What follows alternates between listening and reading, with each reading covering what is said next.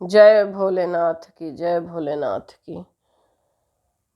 विशेश्वर संहिता शिव महापुराण 22वां अध्याय। भस्म, रुद्राक्ष और शिव नाम के महात्म्य का वर्णन। ऋषिगण बोले, हे महाभाग व्यास शिष्य सूत जी, आपको नमस्कार है। अब आप परम उत्तम भस्म महात्म्य का विस्तार पूर्वक वर्णन कीजिए। भस्म महात्म्य, रुद्राक्ष महात्म्य तथा उत्तम नाम महात्म्य तीनों का परम प्रसन्नता पूर्वक प्रतिपादन कीजिए और हमारे हृदय में आनंदित कीजिए, हृदय को आनंदित करिए। सूत जी बोले, हे महर्षियों, आप लोगों में बहुत उत्तम बात पूछी है, आप लोगों ने बहुत उत्तम बात पूछी है। यह समस्त लोगों के लिए हितकारक विषय है। आप लोग महाधन्य, पवित्र तथा अपने कुल भूषण स्वरूप है। इस संसार में कल्याणकारी परम देवता स्वरूप भगवान शिव जिनके देवता हैं, ऐसे आप सबके लिए यह शिव की कथा अत्यंत प्रिय है। वे ही धन्य और कृतार्थ हैं। उनकी यह शरीर धारण करना भी सफल है और उन्होंने अपने कुल का उद्धार कर लिया है, जो शिव की उपासना करते हैं, जिनके मुख पर भगवान शिव का नाम है, जो अपने मुख से सदा शिव शिव का नाम का उच्चारण करते रहते हैं। पाप उनका उसी तरह स्पर्श नहीं करते जैसे खदीर वृक्ष के अंगार छूने के साहस कोई नहीं करता, प्राणी नहीं कर सकता, कोई साहस नहीं कर सकता। हे शिव, आपको नमस्कार है। श्री शिवाय नमस्तुभ्यम। जिस मुख से ऐसा उच्चारण होता है, वह मुख समस्त पापों का विनाश करने वाला पावन तीर्थ बन जाता है। जो मनुष्य प्रसन्नता पूर्वक उस मुख का दर्शन करता है, उसे निश्चय ही तीर्थ सेवन जनित फल प्राप्त होता है। हे ब्राह्मणों, शिव का नाम, विभूति, भस्म तथा रुद्राक्ष ये तीनों त्रिवेणी के समान परम पुण्य वाले माने जाते हैं। जहाँ ये तीनों शुभतर वस्तुएं सर्वदा रहती है, उसके दर्शन मात्र मनुष्य त्रिवेणी स्नान का फल पा लेता है। जय भोलेनाथ। जिसके शरीर पर भस्म, रुद्राक्ष और मुख में शिव नाम ये तीनों नित्य विद्वान रहते हैं, उसका पाप विनाश दर्शन संसार में दुर्लभ है। पाप विनाशक दर्शन संसार में दुर्लभ है। जिसके मुख पर शिव में का हमेशा नाम है, उसका दर्शन भी दुर्लभ है। उस पुण्यात्मा का दर्शन त्रिवेणी के समान ही है। भस्म, रुद्राक्ष तथा शिव नाम का जप करने वाला और त्रिवेणी ये दोनों ही रंग रच मात्र भी अंतर नहीं, ऐसा जो नहीं जानता वह निश्चित ही पापी है, इसमें संदेह नहीं। जिसके मस्तक पर विभूति नहीं, अंग में रुद्राक्ष नहीं, मुख में शिवमयी वाणी नहीं, उसे अधम व्यक्ति के समान त्याग देना चाहिए, उस व्यक्ति को त्याग देना चाहिए। भगवान शिव का नाम गंगा है, विभूति यमुना मानी गई है, रुद्राक्ष सरस्वती कहा गया है। ये तीनों संयुक्त त्रिवेणी समस्त पापों का नाश करने वाली है।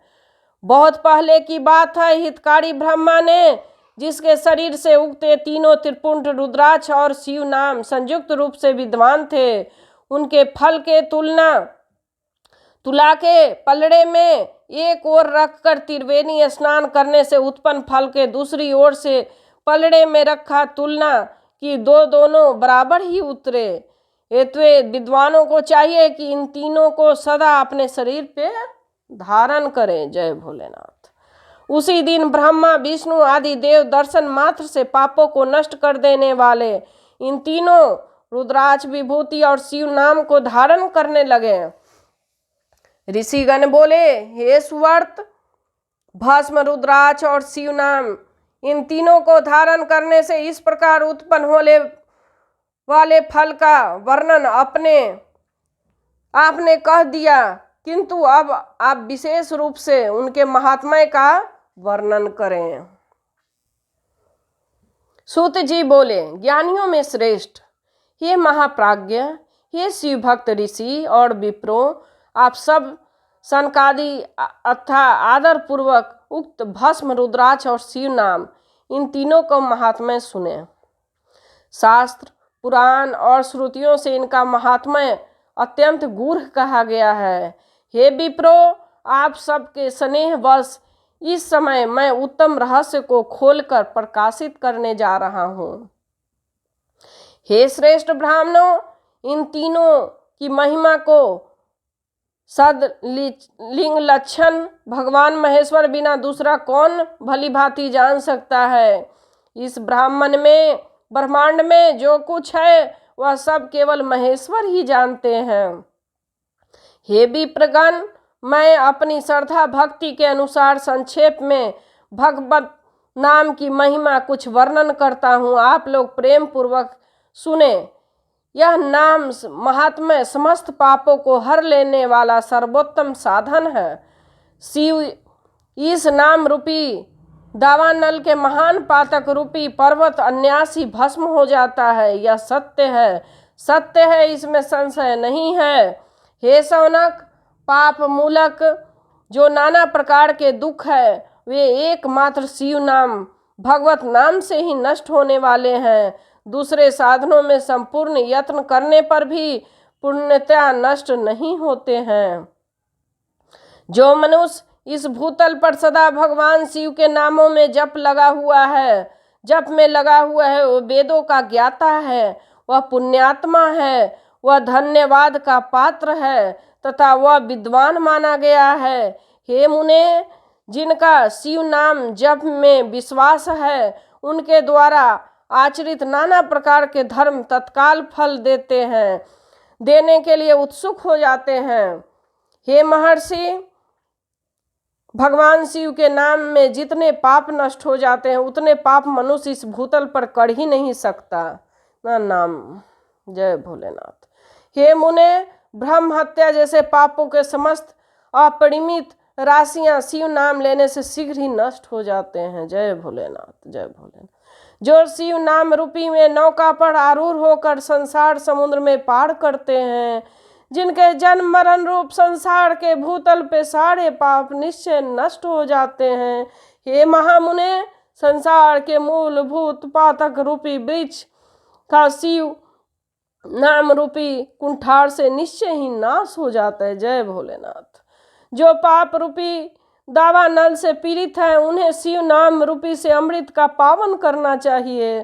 पापों के दावानल से दग्ध होने वाले लोगों को उस शिव नाम अमृत के बिना शांति नहीं मिल सकती। जो शिव नाम रूपी सुधा की वृष्टि जनित धारा में गोते लगा रहे वे संसार रूपी दानव नल के बीच में खड़े होकर भी कदापि शोक के भागी नहीं होते। जिन महात्माओं के मन में शिव नाम के प्रति बड़ी भारी भक्ति है ऐसे लोगों के सहसा ही सर्वथा मुक्ति हो जाती है। हे मुनीश्वर, जिसके अनेक जन्मों तक तपस्या की है उसी को शिव नाम में प्रति भक्ति होती है जो समस्त पापों को नाश करने वाली है। जिसके मन में भगवान शिव के नाम प्रति कभी खंडित न होने वाला असाधारण भक्ति प्रकट होती है उसी के लिए मोक्ष सुलभ है। यह मेरा मत है। जो अनेक पाप करके भगवान शिव के नाम जप से आदर पूर्वक लग गया है वह समस्त पापों से मुक्त हो ही जाता है, इसमें संशय नहीं है। वैसे वन में दानव नल में दग्ध हुए वृक्ष भस्म हो जाते हैं, उसी प्रकार शिव नाम रूपी दावन लग से दग्ध होकर उसमें समय तक सारे पाप भस्म हो जाते हैं। हे शौनक, जिसके अंग में नित्य भस्म लगाने में पवित्र हो गए तथा शिव नाम जप के आदर करने लगा है वह घोर संसार सागर को भी पार कर लेता है। ब्राह्मणों का धन हरण और अनेक ब्राह्मणों की हत्या करने पर भी आदर पूर्वक शिव के नाम जप करता है वे सब पापों से लिप्त नहीं होता, अर्थात उनका जप करता है वह पापों से लिप्त नहीं होता है, अर्थात उसे किसी प्रकार के पाप नहीं लगता। संपूर्ण वेदों को अवलोकन करके पूर्ववर्ती महर्षियों से यही निश्चित किया है कि भगवान शिव के नाम जब संसार सागर को पार करने के लिए सर्वोत्तम उपाय है। ये मुनिवरों, अधिक कहने से क्या लाभ। मैं शिव नाम को सर्वपहाड़ी महात्मा का वर्णन एक ही श्लोक में करता हूँ। भगवान शंकर एक नाम से पाप हरण की जितनी शक्ति है उसका पातक मनुष्य कभी कर ही नहीं सकता।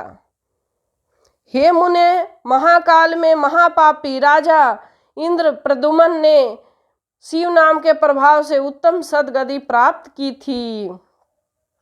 इसी तरह कोई ब्राह्मणी युवती भी जो बहुत पाप कर चुकी थी, शिव नाम के प्रभाव से उत्तम गति को प्राप्त हुई थी। हे द्विजवरों, इस प्रकार मैंने आप लोगों को भगवान नाम की उत्तम महात्म्य का वर्णन किया है। अब आप लोग भस्म का महात्म्य सुने, जो समस्त पावन वस्तुओं को भी पवित्र करने वाला है। जय भोलेनाथ की जय। 23वां अध्याय विशेश्वर संहिता समाप्त। जय भोलेनाथ, जय भोलेनाथ।